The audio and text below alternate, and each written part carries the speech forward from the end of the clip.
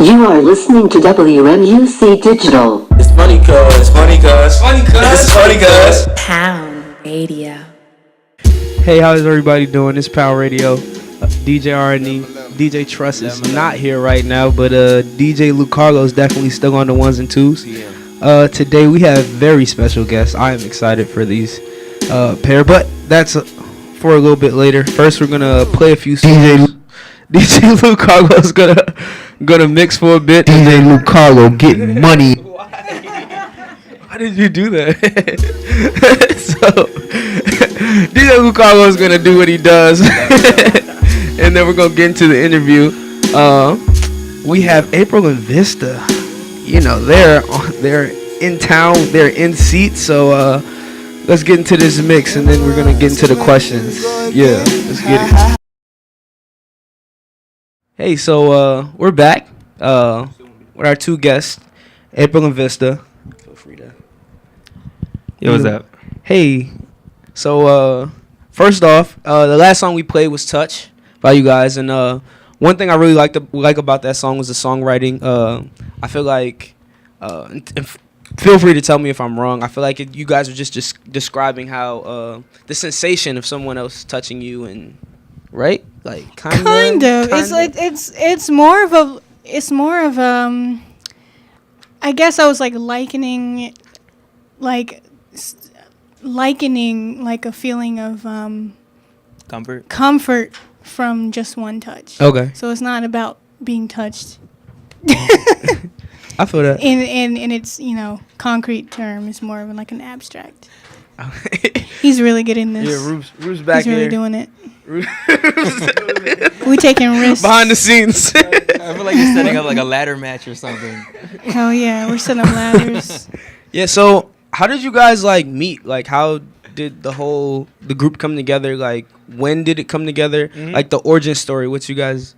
So, my name is Matt Vista, by the way, yes. Producer, DJ, bassist. Yes. And we met in 2014, just after I graduated. We both went to Hampton University. Yeah. And she just found me on SoundCloud. I had been producing for some years before then, putting out beat tapes and things like that. And April had a few covers on SoundCloud as well. So she just hit me in the DM, said that she's a fan of my work, and we decided to link up at Bus Boys one day to talk about like working on something. And because we're shea butters. Yeah, I know, right? Totally. So we met up at Bus Boys one day and just immediately started talking about doing a project. And that project turned into our first EP, Lanterns, which came out the year later in 2015. Yeah. So the rest is history from there. Okay, so when did you start to see like that people like cared about your music? Cause like I feel like that initial jump, like from when you first start making music to like people caring is like takes for some people it takes a long time. For some people they get lucky and people care immediately. So like how did that, like when did you start to take notice that like other people were listening and taking it in? It's like a slow burn. It's always been a slow burn, which I kind of like because it keeps you kind of like grounded to know that you still have to work, you still have to get, people to pay attention and understand where you're coming from musically. So I guess there never was a time where we look at each other and said, you know what, people care. Like that never happened. Like we put out our first single ever called If Light Escapes, and that was literally the first song we ever wrote together. The first song, that I ever wrote in full as like in a lyrical standpoint. And it was like a throwaway beat Matt had. Oh yeah, it was like something I hadn't like totally fleshed out until I let April listen to it, and she's like, oh, you gotta finish it. Yeah. And like when we dropped that single, we were just happy to get one play. Yeah, the thing is, we were happy for that. Before we put that out, we didn't have we weren't on anyone's radar because no one even knew we were a group. No one cared. So what like our first grassroots like push was to literally text all of our friends and say, hey, we're putting out these singles, do you mind putting it on your Instagram? The best way to do it. Yeah, you have to do that in the beginning. So and from then, luckily the music was good, and it began to take on a life of its own. And I feel like I really realized that we kind of had something special because, when the songs continued to be played like over a year, because between our first EP and our second was like a year of time in between. But if Light Escapes continued to grow consistently since and then, it still does. Yeah, it's still one of our most played songs. It gets a lot of rotation. Okay. All right, so I'm kind of taking. I'm gonna talk to April for a second. Mm-hmm. So for when did you start singing? Like okay, so this is a funny story. Right. So I sang in choir in church, but I really hated it a lot. Sorry, Mom. And it was really like I just didn't like being in front of people when I was younger. I didn't talk very much. And I didn't really like try singing like in front of people by myself until college. And we had this it wasn't even like a play. It was this thing called the Black History Extravaganza. We go to HBCU. So it's real black, obviously. It gets real black. Fried chicken Wednesday, all that. All that. And so we had the BHX. Shout out Hampton. Yeah, shout out Hampton. Y'all know who y'all are. So we had this BHX, and like the whole school got together, and we put on like this huge, massive show that had no real plot. It was just us being black on stage, and it is what it is. I'm not even lying. And so like I sang a Corinne Bailey Rae song, and I invited my mom and my aunt, who I'm very close with my mom and my aunt. And I didn't tell them what I was doing. I was like, just come see what's going on. And they saw me singing, and they were like, what? You want to be a singer? My mom was happy about it, and she was like, don't try to do this, make sure you graduate. Yeah. That was the first time that I ever sang in public. And from then on, I kind of like got a high from it, and I never wanted to stop. Okay. So, yeah, it took me until college to really try to pursue. Okay. All right. So, and then Max, I call you just Vista, because I saw your Twitter. It was like, it's just Vista.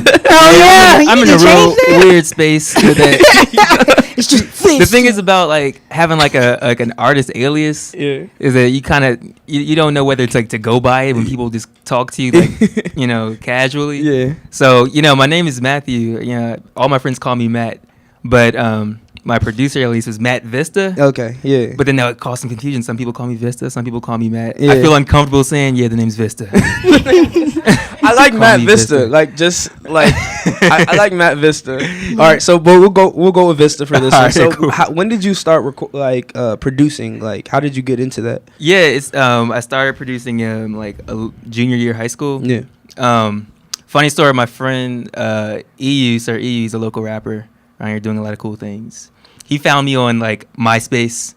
We both went to the same high school together, and we listened to a lot of like similar things. We were really big into like hip hop and obscure stuff. Okay. He asked me if I rapped, because he was a rapper back then, but I wasn't doing anything. But like I made like one or two beats before, and I was like, nah, but I make beats. I didn't really make beats. I was like totally lying. But he called me and he's like, oh yeah, send me something. So I like downloaded like pirated Fruity Loops and then just made a couple of beats like really fast. And he was a big fan of them. He liked them. Really? So from then, I just started making beats for EU. Okay. And we just made a whole EP together in high school. And from then, I never stopped. I been continuing since then. Okay. So we got the origin stories. We got how you guys linked up. And then like, I just think, so far, like, so you guys dropped a new single. Yeah, two new singles. Yeah, 2 new singles. And was this yesterday? Yeah, yesterday. So, with this like going on, I've noticed that like you guys decide to collab more. You guys are collabing more with other people. I've seen April George. I've seen your name on multiple things, and here and there you'll see produced by Vista. So how are you guys working with like other artists? How's that going? Like when the opportunity, do you guys pursue other artists to work with, or does it like people like, hey, they recognize the name and they're like, let's work? Like, how does that work? It's usually just from our friend group, because we just have a lot of friends who just happen to be artists too. So a lot of times, you'll just be in the room with someone, and like, for example, like I'll be in the room with Cicero, and like at his house called the 3 House. Shout out 30 Wop. 30 Wop. Like if you're there, a million billion artists come through there, and like just hang out, work together, whatever. So you kind of just like fall into discussions. Like sometimes Matt will be there with his equipment and like we'll be playing around making songs, and someone will be like, hey, can I use this for, my song? Let's collab. That's how, and like just in that house itself is how we met like a whole bunch of people. Like that's where I met Tony Kill. I met Suge Savage and Cicero through Matt. Like it's just we just have a large network of friends. It's a big creative community, so everyone is always collaborating. Cool, and I want to talk more about like that DMV like link up. But first we're gonna let DJ Luke Carlo, get into his groove and play you both of your new songs. So let's get into that. Let's go. Oh, are you not? Oh, so wait. So hey guys, we back. We are back, and so we were talking about it a little bit, like while the songs were playing, and you guys mentioned that like you guys just there's no like special way to know when a song is done or when to be released, but you guys just like kind of feel it out. And feel what's going on at the time. Yep. Like, I feel like we do pretty good at knowing when a song is finished. Yeah. I don't think there's ever a time where we like we do pick at stuff for a long time. Yeah. But when a song is finished, we kind of have that feeling. Okay. Yeah. So Move on to something else. is it like a sync thing? Like you guys know, like all right, we're good. Like you don't have to. Like you don't ever feel like all right, this needs one more. We do, but it's like when you do add that one more and it sounds like poop, you probably should stop. Yeah. so like there's like a threshold. Yeah, You there's could definitely add some or not, but like we get to a point where we do like add a whole bunch of things, and like we like to try to switch time signatures or try to add more layers on something, but like when things are too layered. And then when you get to that point, like usually Matt will just scale it back, like whatever, reduce it some. Reduce it some, and then when it gets to a point where we feel like we're jumping around the room and singing it, then it's done. Wait, so how does a general like session go for you guys? So like are you like making the beat on the spot, or like do you come into it with a beat, or I know it varies, but like generally. Well, as for both projects, they've been changing. We're still like learning our own workflow together and like our chemistry. Yeah. But this last year, all the music we've been working on, I've been starting off with usually a sketch. It doesn't have to be all the way fleshed out. It's sometimes it's all the way finished. Sometimes it's little ideas, and I'll let April listen to it. If April likes it, we'll like talk about what it would look like, fleshed out, what we could add to it. Okay. April will might start lyrics to it, or even I could even send April like a video off my iPhone of like a chord progression or something. Yep. Like, what does this sound like? Or I'll play something on FaceTime and it sounds like trash on FaceTime, but I'll be like, that's the one. Since we've been working together for so long, she's like, all right, I know what he's going with. With this. Yeah, that's how Own 2 happened. That's how, Yeah, like what Matt was working on a remix of something else, and sometimes what he'll do is he'll just start making like chords to go on top of something, and then he'll just figure it out. But then when he played it for me, I was like, can you take the remix part off? I like the beat. And so as I was driving to Fort Washington, I wrote the lyrics just using my phone. I just kind of like recorded myself. I still have the car recordings of me like screaming over the sound of my tires. And then when I finally got to the house, sang it for him, he was like, "Oh, that's lit." Literally, we have like a microphone that we bought to do like some like drafts and references. Yeah. Recorded it, and we were like, "This is it!" And we started jumping around. Usually, and stuff doesn't go that fast. It doesn't go that fast usually, but that's an example of like a good day for us when we're working together. Okay. Sometimes like it'll be really painstakingly like slow. Like I'll play something on the keys, and Matt will work with the keys a little bit more, try to work them into a beat, and then like we'll just stay on it for like months. Okay. So until you don't forget about it? No. No. It's a lot of the beats I make, I don't make something every day, or I'm working towards it, but my typical like workflow is I'll start on something on one day, and I'll just work on that one beat for a long time until it's totally finished.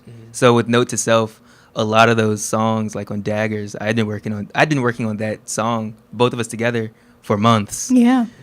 And that was only a 4-song EP. And that was only a 4-song EP. So, but yeah, we're trying to get faster, Yeah. but we You guys, yeah, it takes a while. get old. But like, if you think of it this way, like, what came out of that process, like when we did work on Note to Self, we called it Stress Wave because we were going through a stressful time, which also added to the timeline. yeah, of we were things. both working 9 to 5. We were working 9 to 5s, And- and it was really hard to balance a full-time job and a full-time music job. Yeah. It's very difficult. You don't get to sleep.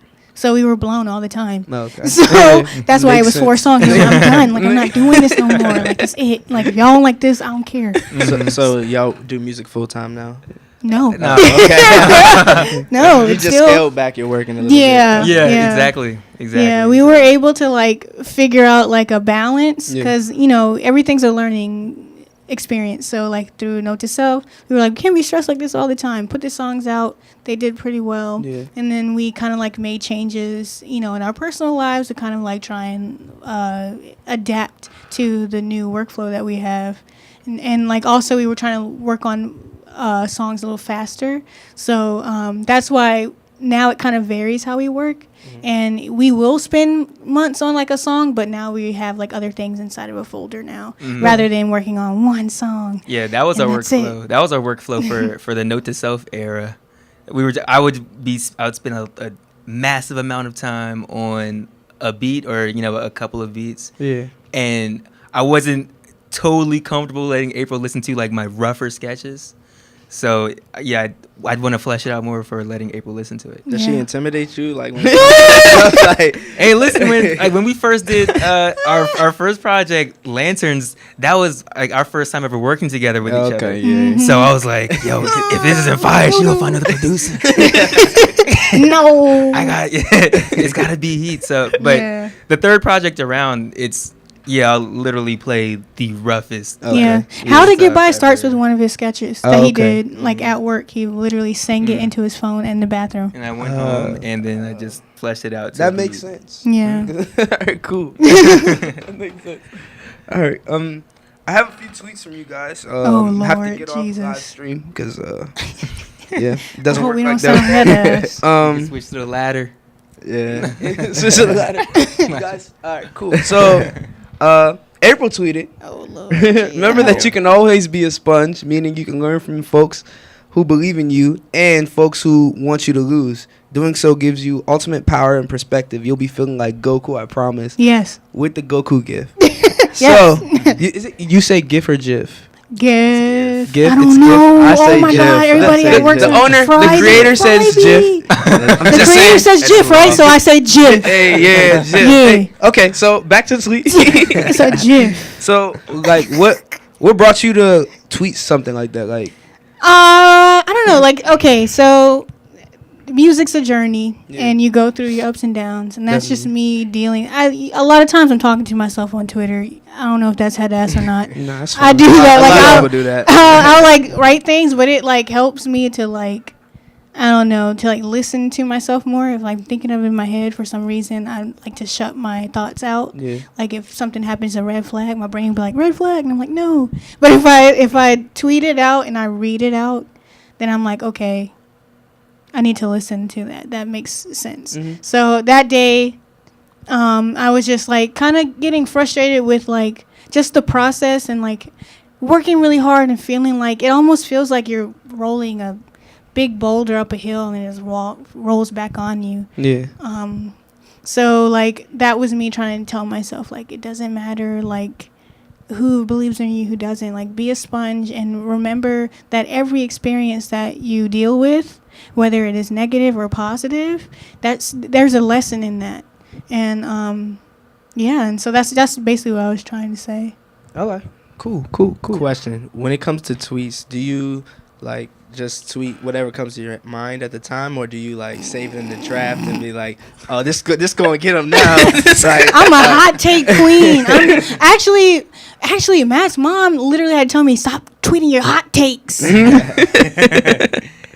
So because I'll do No that. filter. Like, Yeah. no filter. I have We like have my whole Twitter family's fingers like that though. sometimes. I have Twitter fingers. For a long time, my location was either Twitter fingers or hot take on Twitter because I just do that. But I'm trying to be better to edit myself.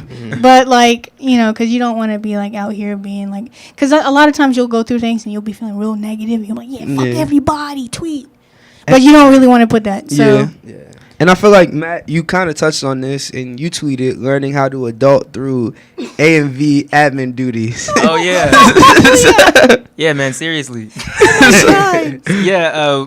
We are a 3 to 4 man machine. Okay. Right now, Yeah. everything that we do is between April and I, or our manager James. Yeah. And occasionally our momager Keely. Mama, She's our photographer. She does literally everything that we can't do ourselves, or James's hands are tied up. Keely will come in for. So shout outs to Keely.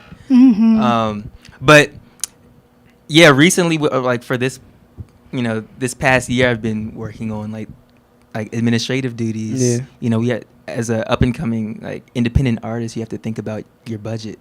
Or, yeah. or how to get a budget, Yeah. finding money in different places. The things you don't think about when you're trying to be a musician. Yeah. No, you gotta making your LLC. making Getting a lawyer. Exactly. Yeah.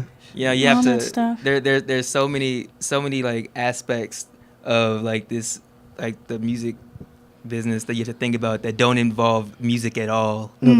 But just to keep your head afloat and make sure that you have enough money to achieve the creative things that you want to do. So, Well, you tweeted that 2 months ago. Have you feel like you made any progress, headway? oh yeah, man, we got out? Google Sheets. Okay. Yes, shout out Google Sheets and Google Docs. Like that. We have tough meetings where we're like, look, we should have just had McDonald's that day. Yeah. Eat Oh it. man, that was a stressful conversation. That was really stressful. Yeah, definitely. And those things, I realized, man, I should be applying this to normal adulthood. I know, right? I could definitely be saving the same way, or creating budgets for myself. So that's what I meant by that. I was like, man, this is something that can be applied to everybody, but I'm just realizing it through my work in April+VISTA. All right. And you also tweeted, I wanted to capture this because I thought it was interesting. You said, I'm surprised haven't seen anyone drawing comparison between the Black Panther album Let's go. Fight me, at me, or dab me. Yes, fight me now. It's true. Yeah. So why do you think? What do you? I'm so happy you brought that Okay, up. so- So he got a lot of backlash for no reason. Really? Yeah. Well, no. I'm confused. I don't really get the tweet. I don't think I didn't think about More Life when I was listening to the Black Panther. Oh yeah, I was totally thinking of it. Yeah. So Drake made More Life 2016? Yeah. 2017. Or top of Yeah, 2017? it was 2017. Yeah. At the top of 2017. Yeah. Post his album. What was the album? His album by himself? Nothing was this. No. Views. Yeah. Views. Yeah. Post Views. That tells you how good Views was. You forgot the name of a Drake album. We just wanted it to be nothing was the same. Views. Oh, please, Drake, don't. I hope you're not listening to that feature. We love you, Drake. Here at Pound Radio. Please come on the show. Radio. But Drake made More Life, which was what he would call a playlist. Yeah. But him being at the center of OVO, he was at the center of the album. He was, he manned the project. He was at the helm. Yeah. And it also drew a lot of inspiration and influence from West African rhythms and Caribbean rhythms. Okay. Yeah. All right. And he put on a lot of African Grime? artists and grime artists. Yeah. He really did a lot of work, to bring grime to the West. So, and it was also a really good album. It was definitely on the lighter end in terms of the colors that he used to shape it all. Black Panther, even though it was for A movie. Yeah. was essentially the same format. Kendrick, being at the top of TDE, manned that project. He was the executive producer. He was at the helm of the Black Panther, the album. Also brought on a slew of African artists, some Caribbean artists. There was some dance hall influence on some of the songs as well. and it served as a sort of playlist, even though we didn't call it a playlist. But it was It technically was. it was a play. Yeah, it was a playlist of pretty much TDE and friends. Yeah. So that from that perspective, they're essentially like the same project, but painted with different color brushes. Yeah. Black Panther is dark. It's gritty. It's rich in those textures. More Life is Tropical. it's Yeah. brighter. Yeah, it sounds like more Okay. like tropical and stuff like Okay. that. I would have never put the two together. And they're like Right? they're both at the very top of the rap game Yeah. right now. Drake and Kendrick are our Jay and Nas. Yeah. And I'm Ooh, people about to be mad. they are. Oh, you can say Drake. People about to be mad. Yeah, people throwing themselves out of windows. Yeah, man, people. Man, Mad City was OC. Yeah, man. Hey, man. Kendrick made Mad City. Yeah, people stopped like comparing the two, which made things boring. I Yeah. feel like when they were like, there was like some rumor of a beef, there was Yeah. so much debate between the two. But now I feel like they're living in their two separate universes. Yeah. They're They're really ruling not. each universe. Yeah. They're still in Marvel Comics. I feel like they like they're weird and they're like when Kendrick drops an album, Drake chills for like a year, and then Drake will drop music and Kendrick's not really doing too much. Too much mutual Like so, respect. they're just like okay, I get you. You're about to let me stay out of your way for a while. Like Yeah, probably. Exactly. I think they need to drop an album on the same day. See what happens. I feel like the stakes are like too high. They don't want that They don't clash need to happen.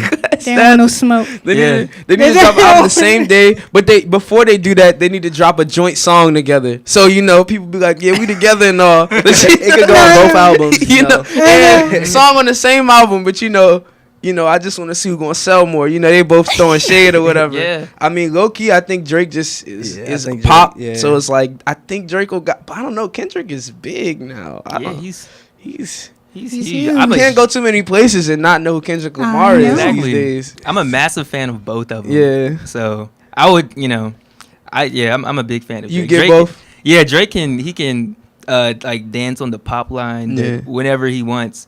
He can actually spit. Yeah. But since his fan base and his core is so huge that it turns to pop, everyone will know Diplomatic Immunity is, his pop fans Yeah. know his rap stuff. That's now, true. so. And but I think Kendrick Lamar has done more as a lyricist than he's just expand what it means to be a lyric because he can rap on anything. Like Yeah. I've heard him rap on some beats like trap beats and just give bars Literally. in any circle. I feel like he's found a way to be give more of a description of what it means to be like a lyricist. Like he can do anything. He can Yep. literally do it all. Yeah. He He can do changes his his hooks, flow on yeah. a drop of a dime. on a song with Rich the Kid, and that's a hit. Yeah. Girls just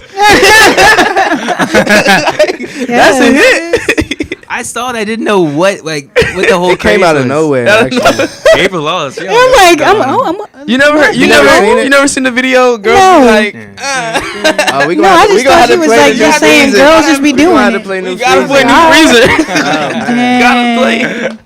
I You just outed like- me, Matt. I was trying to be silent, like, okay, yeah, girl. Oh, the girl. listeners didn't know what kind of face April was making. She I was like, oh, what are you guys talking about? Okay, it's going through my Rolodex. That's how I know y'all spent a lot of time together. Cause he was like, yeah, she don't know what. Yeah, you know.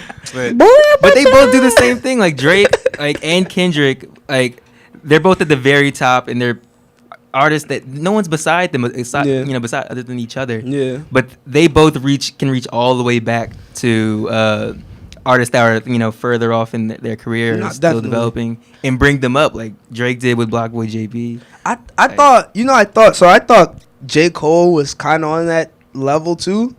So one time I was talking about it because we were talking about I was with a group of friends and we were discussing. I was like, I think Kendrick might be just as big as The Weeknd now, and people were like, no way, The Weeknd's pop. Like, I was just like, I don't know, man. I think he's like him, J. Cole. So I go to one of our neighbors, knock on their door.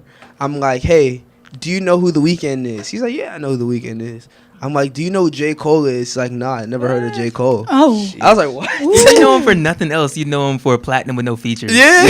Right. And then I asked him, I was like, do you know who Kendrick Lamar is? He's like, yeah, I know who Kendrick Lamar is. I said, but you don't know who J. Cole is? And he's like, nah, I never heard of him. So, Wow. I mean, super small sample size, but still. One sample. How old was this neighbor? No, this is like 3 weeks ago. Yeah, I like was like, how old was the neighbor? oh no, yeah, Age.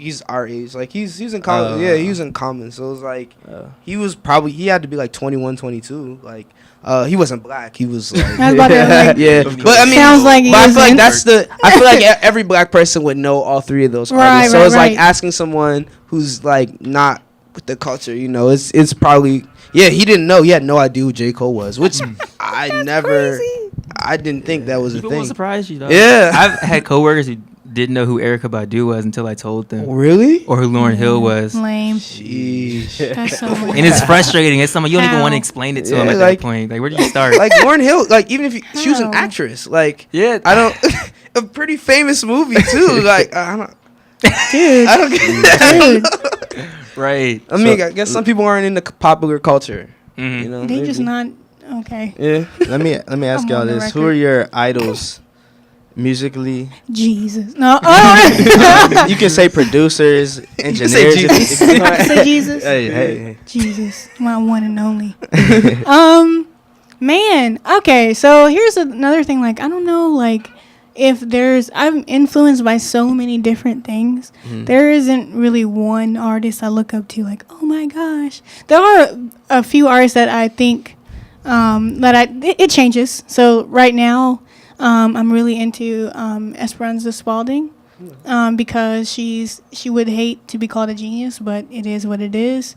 You a genius. Right. So, and like that's just somebody who I look up to for her musicianship and leadership. And I think it's really important to see women instrumentalists going, being in like a leadership position. And the reason why I say this is because she recently did 70 how many hours 77 hour live stream where she created an entire album in 77 hours Y'all- straight. That's amazing. Wait, why did whoa? Whole Yeah, album from start to finish. from start to finish. Like, did they show her like She didn't stop. Not at all. She didn't stop. Did she They eat? slept Like- in her and her band slept in the Okay. studio, and you could even watch them sleeping. Okay. And then they Wow. would get up and she would write her lyrics. So they weren't she even would working play. for 77 hours if they were sleeping. I mean, you gotta sleep. Yeah. You guys, but that was her time frame. She gave herself 77 Okay. hour time frame Okay. to create an entire I album. mean, she did it in less than 77. Exactly. Taking So breaks. I mean, that's even more genius. But like, I say all this to say, like, there are any jazz musician, anybody you can think of, I've listened to and I look up to them. But right now, like, seeing her pull a feat like that and watching her in the studio being a leader and saying to a group of male musicians, okay, you're gonna stop, I want you to play it like this is the thing. Like, she's like really being the ringleader in the middle. Yeah. And I thought that was so important, and that's what I would strive to be, like try to, because I'm not just a singer, I play instruments, and like I think it's really important to see women doing all of the things, Yeah. not just one of the things. And so yeah, and so so that's just, if I were to pick one person, that would be my person. And watching that 77 hour, like, I after went to after we sleep saw watching her, that joint. I woke up watching like, that she joint. literally didn't, she wrote all of the lyrics, all of the music. The whole thing was composed and finished. Aside from mixing, it was all done in 77 hours. So after we finished watching that, we looked in the mirror like, yo, What the fuck am I doing? we're sick. We're sick. What's wrong with us? It was lit though. 77 hours. I'll spend like 4 hours on the beat and then the other like 60 something hours thinking about how tight it's gonna be. Yeah. And then like 4 days later, like, all right, I gotta finish this beat. Okay. So for her to do a full, like, how many? It was like 12 songs. Yeah. Crazy. And it's And jazz too. It's not even- she did 2 albums for real because she did another day where she practiced. Oh, So she created an album on That's her her practice. Untitled Oh Unmastered. man, Mhm. So yeah, that's incredible. That is incredible. She's it makes she's sense, legit. man. You have any like specific like influences or people that? Yeah, I've got plenty of, like, I've got a long list of producers that I appreciate and idolize. Mhm. You know, when I first started making beats, I was listening to like Dilla and Kanye West. College Dropout might be like one of the sole reasons why I am a producer. Great album. But Flying Lotus also really shaped my style as a producer. People like Mike Will Made It is huge for me as well. Music aside, or their craft aside, I've been reading a lot about Jay-Z and the steps that he took in his career and how he was able to navigate everything. And I'm reading his book Decoded, and there's so many keys in it that it's crazy. You would think that he had 20/20 vision throughout his entire career. He took all the right steps, and so I've been really studying the moves that he's been making and how he's been following, going through his path, so I could. Yep. Do you have if you had to pick a favorite producer ever, who would your favorite producer be? Can it be like a top 3? That's hard. That's what I'm saying. There's no one thing. We could do top 3. A top 3? Top okay, so even the third one's gonna be hard. I know. Yeah, can we do 5? Can we do the 17? The first few that come up. First few to come to mind. Yeah. All right, the first few to come to mind. Yeah. All right, so Dilla, Flying Lotus, Pharrell. Oh wait, was that 3? Wait, keep going. All right, I'll do 5. All right. All All right, Dilla, Flying Lotus, Pharrell,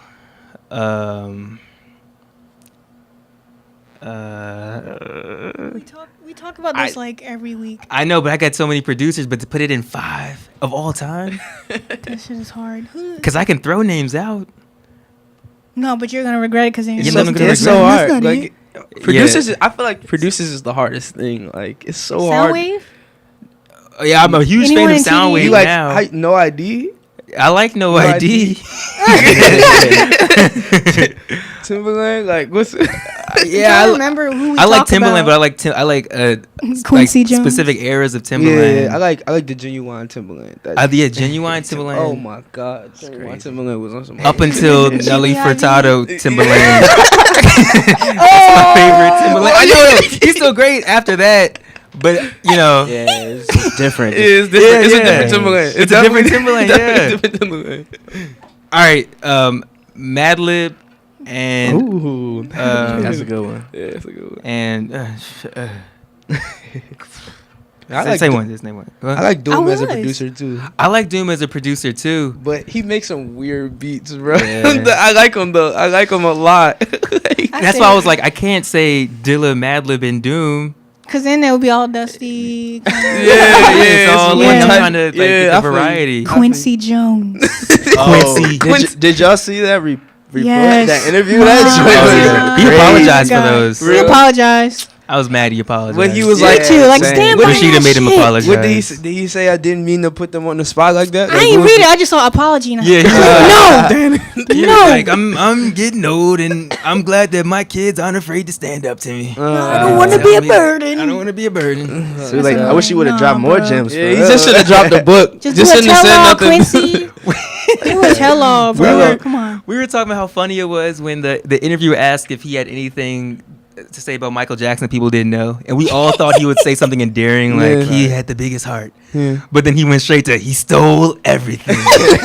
He stole all the music. Like, he was like, yeah, he just stole everything you thought that he came up with himself. He stole it. And then he was Kept like, getting that wow. plastic surgery. Kept telling him to stop. Oh, he won't listen God. to me. He wouldn't He listen. was like, I shouldn't say the rest in public. Wow. I just feel like I don't want to be like an ageist or anything, but at a certain age, I feel like You we just just don't can't be care. interviewing people. Like, I know. like 'Cause you stop caring. Nah, I feel like all political correctness goes out Yeah, the it window. does. Yeah, I man. mean, You don't care anymore because hashtag, you I mean, live fuck life. political correctness. Yeah, I but feel like still, you it's should like, say what you gotta say. but I don't know, nah, That's bro. how I feel. The way he was throwing dudes under the bus, he was sleeping with him, and there was He did not care. Yeah, that joint was kind of wild. I bro, can't like, lie. sheesh. Marlon Brando, everybody. Marlon Brando. Who didn't? So I mean, I don't know. I feel like there's an age limit on you. You can't just be asking. But look, Age we limit. wouldn't have those stories. We wouldn't even know if it weren't That's for true. Right. him being politically incorrect. correct. But I feel like we don't need those stories. I don't know. I I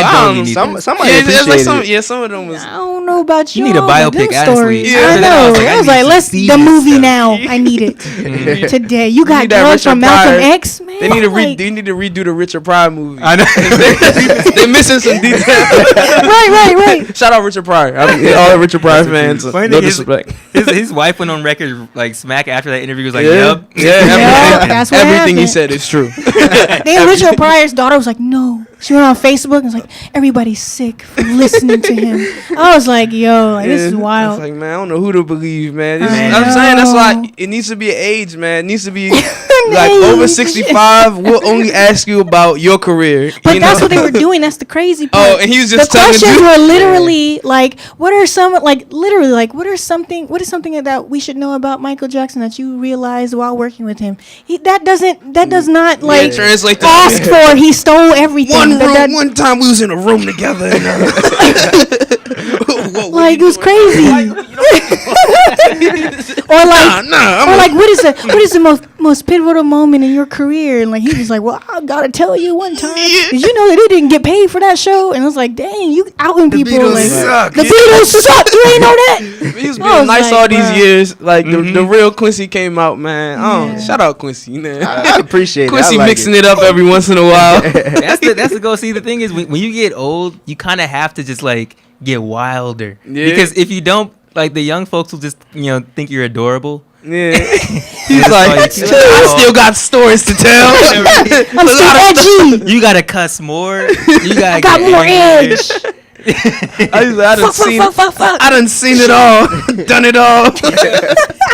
I swear, you wouldn't even think. I know that he's old, but that he was telling stories from Elvis to Marilyn Monroe to Yeah. who killed Kennedy. I'm like, Yeah, dang, he really has old. been around for He's been around, man, a while. for everything. And I feel like he's been rich for a really long time. So it's like he's been places that normal people haven't been. Like in Yeah. all of those eras, he probably was in some crazy penthouse. Like Yes. and he probably knew somebody who knew somebody like in Yeah. these Yes. situations. So like, man, shout out to Quincy. Man. Just success. Can he be in your top 5 just Yeah. purely because he's the GOAT? Yeah, Quincy. I was ashamed because Quincy Jones is one of those artists where like he's a GOAT, Yeah. but you don't even attempt to like go like deeper than like the tip of the iceberg. Yeah. His catalog is so massive. crazy. He's like, yeah, he's tight. That's like saying like Herbie Hancock is one of your favorite. Like I feel like you don't need to say that. No, true. Herbie Hancock is like talented. You don't need to say that. Mhm. Like it's Herbie Hancock. Right. Like, you do Right. whatever you want. Like Yeah, Herbie's influenced so many musicians and keyboardists that like you could say Terrace Martin is one of my favorite producers, and you'll be complimenting Herbie yeah, Hancock. Herbie Hancock. Mhm. Yeah, Because so the influence is direct. It's Yeah. direct it's lines. crazy. Well, we've talked about a lot of things today, and Whole lot. I'm satisfied. I'm really excited for you guys' new music. I hope you guys Thank come out you. We are with too. much more new music. What do you guys see? Like, what is the end goal? What do you guys want to like dream? Like big Man. picture. What does April and Vista? What do you guys want it to represent 10 years from now? I'm rich. No, I'm playing. No, I'm just playing. You're not supposed to say that. I'm joking. I'm actually joking. That is a joke, ladies and gentlemen. Honestly, like we sit down, like we have like very modest, goals. Like we don't want to be like, I just want to take over the world, blah blah. Like it's not, because there's way more to gain from music than just money and recognition. I think I can only speak for myself because Matt has his own goals for himself, but like I just want to contribute to music. I want to make music weird Yeah. and keep pushing the envelope. Okay. Whenever I try to make something, I don't ever want to have to settle for a certain sound just because it works. And I think like 5 years from now, I want to be continuing to do that. Yeah, I think Pretty much the same thing. Yeah, I want us to, as we're doing now, but as we get bigger, continue to like advocate for creative freedom. Yes. There are actually no rules to any of this. Yes. You Oh can my do- gosh, that is such a word. Yeah, you can do literally whatever you want musically, and everything like surrounding your music. You hear that from your- SoundCloud? Yeah, like just Whatever we want. So yeah, you can literally do anything. There's no formula to this, and Yeah. whatever works for one artist doesn't necessarily necessarily work for you. So Yes. study people's formulas, see what works for them, and apply it to yourself. But realize that like You your own can do experiences, whatever. yeah, you can do whatever. You like, and don't let the fake rules that the industry or whoever gatekeepers tell you exist hinder you from doing things. Yeah, 5 years from now, we want to be in a more like I don't want to say position of power, but like a stronger position to help artists who want to get to that level to feel comfortable with doing whatever they want. And I feel like right now we're like in a transition in the music industry where things are starting to change, and the old industry doesn't know how to let go of the old rules. And like, 5-10 years from now, we want to be able to help unlock those windows and doors and floorboards so that people don't have to adhere to the rules all the time. Because that's what we've learned through this last journey that we've taken with these singles and the project that we're working on. Like, you can do whatever you want. And like, if there's a musician, singer, songwriter, whatever, listening to this, like, please do not let somebody tell you that you have to only put out one single because that's what everyone else does, or you can only make songs because you're black, so you have to make R&B because that's what's going to sell. You don't have to do that. You can do whatever you want. Now the tough part is though, in order for people to listen, we got to succeed, or else I know. Yeah, So I guess we'll be just look- successful. Yeah. We'll just That's- look wild giving you all these like crazy bits of advice if we don't. Yeah, I mean, But we just fall off. are. So you're just gonna be those crazy people in the street. We're gonna be on Gallery Place. No rules. We're gonna be at Gallery like you can do whatever you want. You guys gonna get success, some influence. You know what I'm saying? That's Like, the goal, Yeah. And like bigger than that, just I want people to understand that whatever they, as corny as it sounds, whatever they can put their mind to, You can do and it. they can do. You put enough effort into it, no matter how old you are, you can start and you can actually, Yep. push it further. It's not gonna be easy. It probably will suck, but you can do it. Yeah, I know mad people who, who have dreams of doing certain like dancing and stuff like that, but they think that because they didn't start when they were 12, that they can't do it now, or that they're already in a career that they can't start and take it seriously. It's all a lie. Yeah, it's just a matter of You like can do how whatever much you you're want. willing to do to get to a certain point. Okay. All right, before we leave, you guys have a show coming up, correct? Is there? Yes, we do have Can a you show. Give us some information on that. So we're performing with our homie Cautious Clay in New York. Baby's All Right. On March 8th. On March 8th is going to be a dope show. Cautious is a wild producer, singer, saxophonist. And that'll DJ. be He do it all. DJ. He's from the DMV too. So Nice. yeah. Look out for him. He stay in New York? Yeah, he's now in New he York does, now. yeah. He just dropped his debut EP, Blood Type, which is also wild. So please check that out. Check that out. Yeah. Mm-hmm. And that's all we got coming up. Have y'all been on tour before? Yes, we have. Yes, we were on tour with Gold Link. Yeah. In October of last in year. October. How are those shows? How do you guys feel about shows? And tour It's life awesome. in general. Awesome. Yeah. Awesome. It was like a dream. It's like it didn't even happen. Yeah. Is DC has to be your best venue, right? Or what is? Okay. I will say this. No. DC is amazing. Whack as hell. Whoa, April.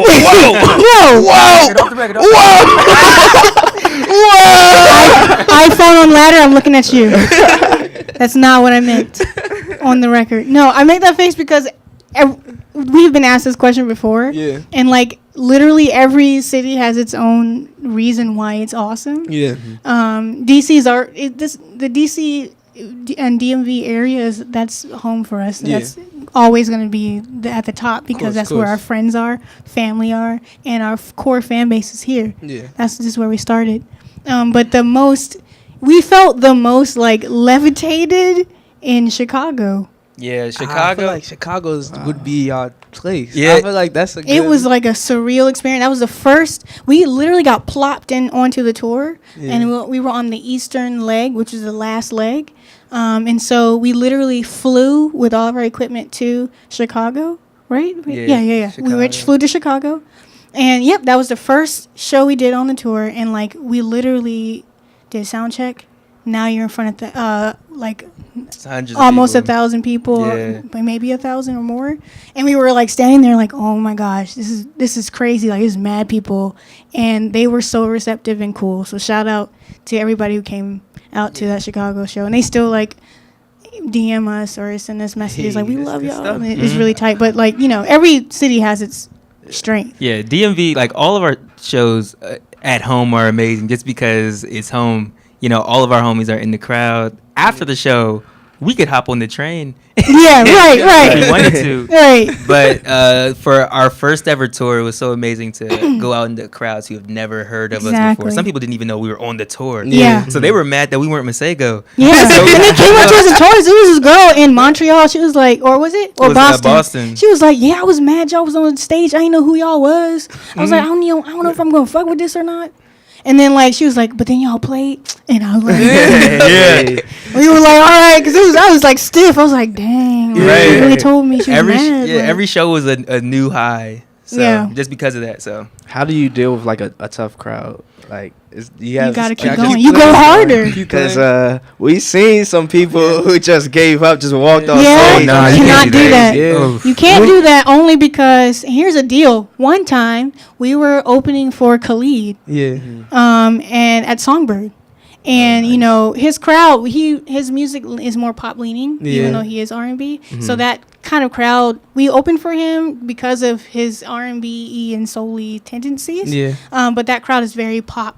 Their ears are tuned for pop. Yeah. So when we got on stage and started playing, and our music's very different, not very categorizable, and they were like literally stone-faced at first, and I was thinking in the back of my head, oh my God. There was literally a dude on his phone in the very front texting. Then he looks at us like, all right, is that it? Like, are y'all done? Like, and then at the end of the show, we got rushed.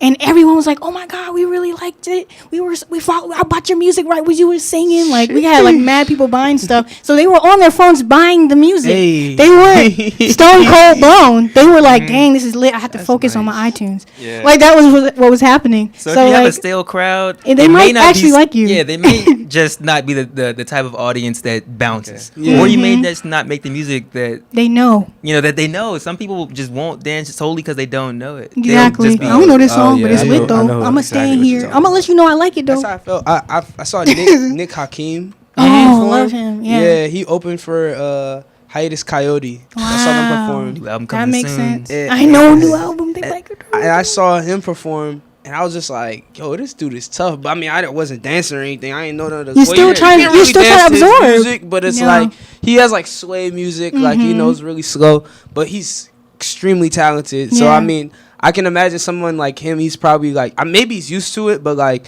people don't really move. They don't. But you can tell like I was into the music because Yeah. he's just really talented. Yeah. So like, Yeah, see, like it's a proving ground when you're new, especially when you're doing things independently or you're just green to the scene. yeah. Like it's very normal. That's why I'm like, please, like, don't walk off stage. It's normal for people to be watching you or stand further from the stage because they don't. You have to remember, like, you're connecting with people on a very spiritual level, so they have to be able to open up to receive that. Yeah. And if you've never met someone, it's like that's almost like being mad that someone didn't dap you up and stand next to you this close as soon as you meet them. Like you have to show them that you're giving them something that they can open up to first. Yeah. And so like once you think of it that way, you're like, okay, I'm gonna keep going hard. And then near the end of this performance, you're definitely gonna like this, I promise. And if you keep telling yourself that, then you're good. A big mistake I see is when like artists will like get offended that the audience is talking during like their quieter songs or Yeah. Gotta something. keep going, I've seen man. folks like Snap. Yes. snap. Yes. Yo, Stop. fuck up. Yes, that happened at a show we were at. And they be Yes. hey, you in the back, you pipe down. Oh, Yeah, what? we've seen that so many. Like that is a Oh, mistake. no. They could be That's wild. talking to someone about your music and Yeah. sharing it on What? the spot. sometimes when people are talking, like, you can't get mad because they might be excited about you. That's excitement. Are these openers? And they paid. No, sometimes it's opener, sometimes it's not. It's the sometimes main it's people act? who are main acts. What? It Yeah, depends. it's kind of People let their egos take control. You have to, Crazy to me. and that's like a lesson you learn in the beginning of your career, like, and I'm sure, like, if it's, if you don't know and you're not used to that feeling, it's probably really annoying to you. But it's like, you have to change the way you receive others' feedback on your music, because if you want a long career, you're going to meet resistance, and you're going to meet very bold-faced resistance from people, and you have to be able to you have to know whether, like I said in my tweet, it's a learning experience for you. It's not an experience to reject ever. Someone could literally come up to you and be like, man, you are some trash. You're like, dang, that's crazy. No, All right. I wouldn't do that. If someone said that we were some trash, I don't know what would But happen. all right, so all I'm saying is like this. You gonna have to see me, You bro. are some trash. You see me outside. No, I mean, like, okay, so I'll... 5 months on this beat. You not about to say that's what you not gonna do. No, I'm thinking like this. So maybe I should rephrase that, like, because obviously if someone's rude to you, you just clock them in their face, glass them immediately. But like, Hey, you a young black brother. I don't want you. if someone's like rude to you, obviously that's careful. trash. But like, if you're like, let's just say you have a meeting with someone in the industry and they say, like, we don't think you're there yet. That will happen to you. Yeah, I feel that. Or you're in a meeting and you're with like a PR company or something, and like, well, like, we actually don't like this, but we think that this one thing you did was good, but everything else isn't good. So we're going to focus on that. Those are the conversations you're going to have, regardless. I don't care who you are. So you have to know how to, like, maneuver those things, and that's something we've learned to do. That's good stuff. Have y'all started getting like labels reaching out to you, or We've been like, like what's your stake on we've that? been like trying to like meet folks and get support somehow for like up and coming projects, but our focus really isn't independent. Our focus isn't like to stay independent, but it's also not to like fight for a record deal. It's Yeah. Our ultimate goal is to maintain like our like artistic freedom with money And backing, like, And it's backing, whatever, whichever path presents itself to be the one that helps us get to that 5-year goal we were talking about, as pushing music together further, because there are labels that will allow you to do that, and there are definitely independent ways that will allow you to do that. It all depends on, like you said, like, not everybody's formula is going to work for you. And so to reject one thing immediately without exploring it would be a mistake. Yeah, so we're just kind of like fielding whatever comes our way. If it means that we do get like the type of backing that we need to grow sustainably, then we'll go for it. But as of now, we're just focusing on making the best music we can and making sure that we own and know about all of our business. Yep. That's definitely important, knowing about your business. Yes. So I feel like you guys got a good head. You got your head wrapped around this whole music thing. Jay-Z's book, guys. Yeah, man. Decoded. Shout out Jay. You guys got this whole thing. I wish you guys the best. Thank and, you. I'm really big fans of the music, so just keep pushing it out. Thank Your you. music's obviously taking you places because a lot of people know who you are, especially Lit. in this area. That's tight. You got songs with Go Link. You got. Yeah. I want to see your producer name more places. Yes, sir. I started this year. I started like DJing and doing mixes for folks, but you know. Like that's what I'm saying. Yeah. Like, and you got to pick a name. You got Matt Vista. I'm gonna just do them all. He got the name. You just Matt gotta Vista, own it the now. Vista. Own that I brand. like Matt Vista. Matt Vista I know, is me like, too. The name's Vista. I like lowercase Matt. You know. And Yes. The thing is, though, that's an aesthetic. All right, now that I Vista have this is all platform, caps. Vista is all capital letters, guys. Yeah. Sometimes I feel like I'm being like really vain by saying, "Hey, can you capitalize that?" But So I it's kinda all just caps. let it If Anderson Paak put the dot for people to pay attention to detail, that's Yeah. literally why he put that there. Yeah. So you can say this is all Yeah. caps. Yeah, so I let it slide because I'm super modest, but it ends here. Yeah, today's the Is last. now. Today's the day. You sucker MC. If you ever call him, you better call him Matt Vista. Capitalize the VISTA, baby. Woo! You heard it here first on Pound Radio. April and Vista, thank you guys so much for coming out. Thank you guys for having us.